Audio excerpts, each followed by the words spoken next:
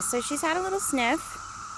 So what I'm going to do is I want to pick up the leash because there's a car approaching. I'm going to tighten it just a little bit, like shorten it just a little bit so that she doesn't have as much room to go and explore, and that's her cue to, hello, let's go. Let's go. Thank you. Let's go. Good job. Let's go. Come on, sweetie. Let's go. Good girl. So shorten the leash. And I do that before I tell her let's go. So maybe that might be just some troubleshooting stuff. But as soon as I shorten the leash, like it's not pulling on her. Good job. And she sits. So that's her way of saying, I would like to go and sniff. And you can give her the freedom to go and check that out. So what I'm looking is if she sits, it's entirely up to you whether you want to let her go and sniff, but I've been letting her do that because it's almost like her way of saying, please, can I go and check that out? And I've allowed her to do that. Okay, so I'm going to shorten the leash, and then I'm going to say, let's go. And that's her cue to walk by my side. Good job. Good job. Let's go.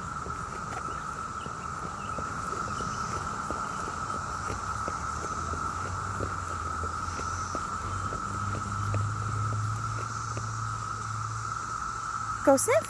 And I drop the leash. Go sniff. And she can go and check out the things over there. So see if that's a little bit different to what you guys are doing, just to make sure maybe I'm doing something a little bit different. I usually just shorten the leash before I say the cue, but again, I'm not shortening it to prevent her from moving so tight that she can't walk. It's just going from a 6-foot leash to a 3-foot leash, if that makes sense. And then what I'm looking for is her to offer some really nice sits when she wants to go check something out or go sniff and go explore, in which case you can cue her to go and sniff. And I kind of I let the moments where she goes and sniffs, I let that be a little bit longer at the moment than the amount of time that I'm asking her to walk by my side, just because I want it to be reinforcing and I don't want to take that away from her so that it's not a good reinforcement. So she's kind of rubbing the leash. So I'm going to say, let's go. And she goes right into that position once I shorten the leash and I say the cue word. And we just keep walking. Good job. She's doing a really good job leaving the cicadas alone. Good job.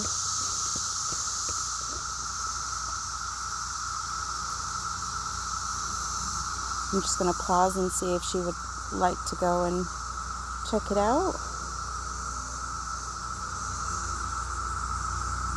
Go sniff.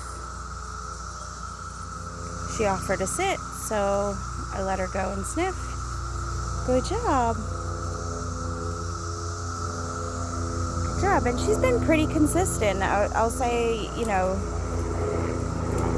there's been a couple of times at the start of the walk where she is like kind of ignoring the let's go, kind of doing what she wanted. So I just had to help her out a little bit. I had to manage, and that's okay. You can pick up the leash and shorten it a little bit just so you can help her succeed at that point of the walk, because it's a little bit exciting and she's like kind of like the horse is ready to run out the gate. But then we just kind of, now she's wandering up someone's driveway, so I'm going to grab the leash and shorten it up. And I'm going to say, let's go. And you can see, like, the leash isn't, I'm not purposely trying to hold her head up, because any sort of tension that I put on this leash is going to mean that she's going to have to start craning her head up, and I don't really want her to do that. Good job. Let's go, Jolie. Let's go. Come on, missus. Let's go. Let's go. Let's go. Jolie. Come on. Let's go.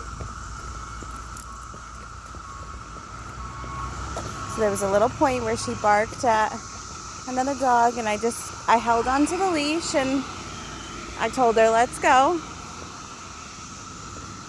So I'm just communicating with her. I'm like, we're not going to stop. We're going to keep going, and I'm going to help you out, because I don't know if your brain is allowing you to do that because the dog's too exciting and you need to bark at that. So I'm just going to help you out and manage the situation. And with a little bit of guidance, I'm just continuing to walk forward. Good job. Good girl. I have noticed she's a little bit more sensitive to sounds at the minute. I don't know if that's something to do with the cicadas at the moment, or it's particularly noisy today. There's lots of unpredictable things like lawnmowers and weed whackers and lots of lawn care trucks and stuff on your road. So it could be that's causing her to be a little bit more sensitive, especially in the backyard where she's noticing things that were always there, but she's having to shout at them and bark at them. It could just be she's a little bit unsure. We're going to pause for go sniff. Good girl. Good job. See, like that was a really long walk where she had to walk past a distraction. I had the leash really short.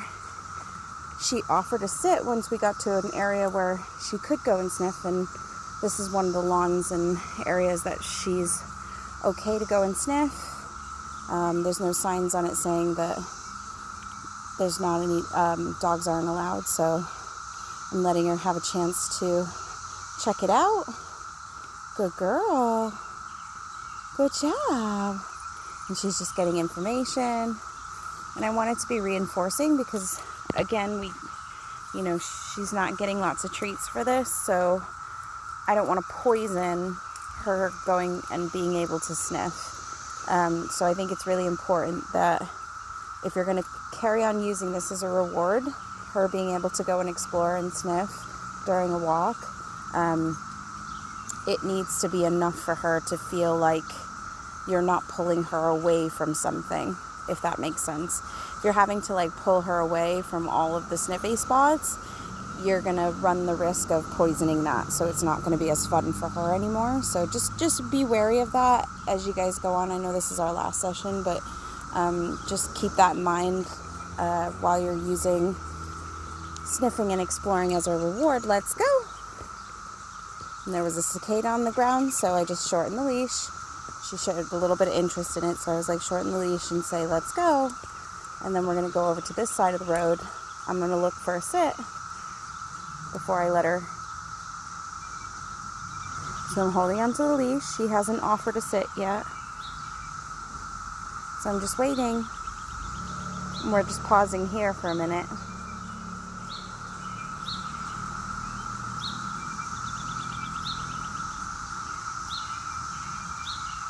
The reason why I'm pausing is because I want her to kind of problem solve and figure it out on her own. There was a little check-in there. She's trying to pull towards the grass. I know this is one of her sniffy spots. She likes to go and sniff over in this area.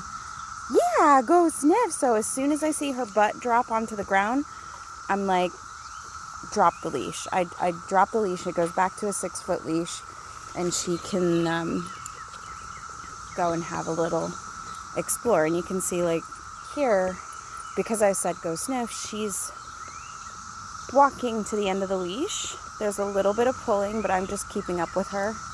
At least it's not frantic, right? She's not going left and right to each side of the road. She's sticking over here, which is great.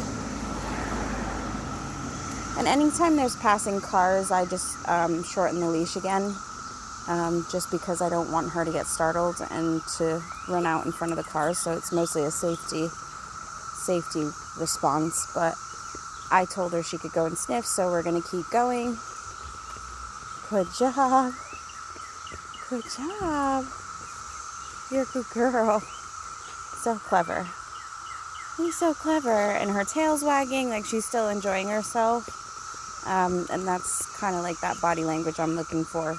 I don't want her to feel like she hates the walk because she doesn't get to do as much as she used to.